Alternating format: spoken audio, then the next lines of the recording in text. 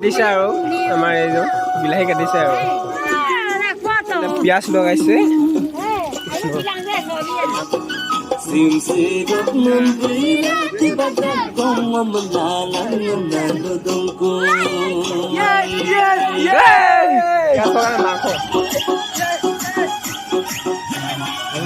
আমাৰ ৰান্ধনী এতিয়া অচলি পিঁয়াজ হৈছিলে এতিয়া কি হ'ল আলু আৰু মাংস লগালে এতিয়া এইজন চাওক এইজন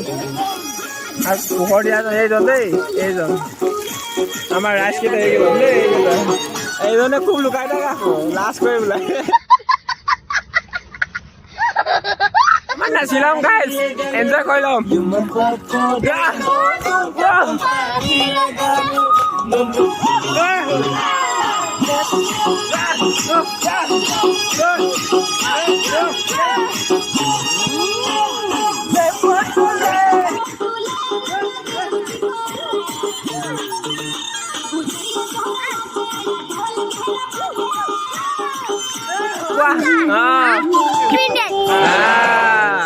কি হ'ল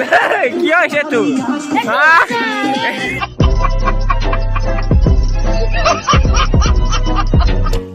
হেল্ল' গাইজ ফাইনেলি আমাৰ মৰম লগা পোৱালিবিলাকক আগতীয়াকৈ ভাতটো খুৱাই লৈছোঁ চ' আমাৰ ডাঙৰবিলাকে এতিয়া ভাত নাখায় বুলি অকণমান এক্সট্ৰাকৈ কৰিছে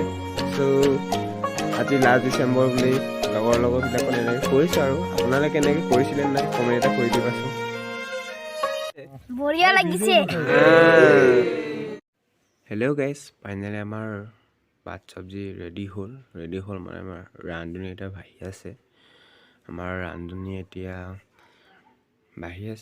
আছে মানে চব্জি আহি আছে চ' চব্জিটো আপোনাৰ ব্ৰইলাৰ শুকান কৰি দিছোঁ পুৰা চ' এনেকুৱা সেইটোৱে আৰু এইটো ৰান্ধনীটো আৰু বেছি নাই আমাৰ মানুহ চ' ইমানেই চ' আৰু এটা আছে চব্জিটো আপোনাৰ দাইল আৰু আলুগুটি বইল কৰি দিছোঁ ভাল লগত খাব লাগিব আৰু আমাৰ মাংসটো কেনেকুৱা লাগিছে কমেণ্ট এটা কৰি দিবাচোন প্লিজ ফাইনেলি আমাৰ গ্ৰুপকেইটা ৰেডি চ' গ্ৰুপকেইটা এইজন আৰু এইজনে খুব লাজ কৰে আৰু এজন আজি মাটিৰ ওপৰত আছে না কাষৰ ওপৰত আছে গমেই নাপায় আৰু এজন আজি পিটিং মানে একদম পিটিং চ' ময়ো খাই ল'ম ভাতকেইটা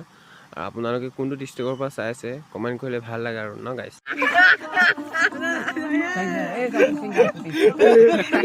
रुको जरा सबर करो बोला धक्का मुक्की नहीं कर